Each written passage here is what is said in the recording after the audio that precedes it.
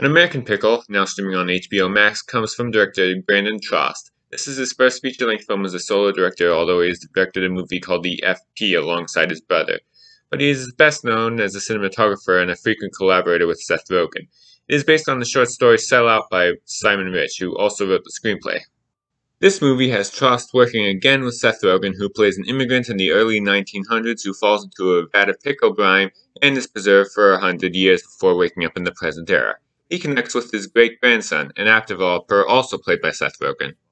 This is not like his other stoner comedies. In fact, I don't think anybody in this movie is a stoner, and there's very little sex and language, as evidenced by its PG-13 rating. It tries to be more of a heartfelt story of family, while at the same time trying to balance a ridiculous story. More on that later.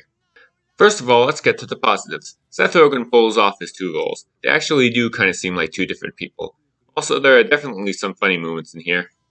However, this movie is very uneven. It is one of Rogen's silliest films, at least that I've seen, but also tries to be sincere at the same time, and the result is too ridiculous to be a good heartfelt movie, and too serious to be a good silly movie.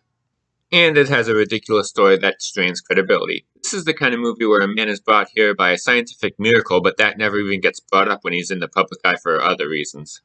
It also seems to throw everything at the wall to see what sticks. For example, there's a brief section that introduces a subplot with less than subtle commentary on modern politics, which wraps up as quickly as it starts.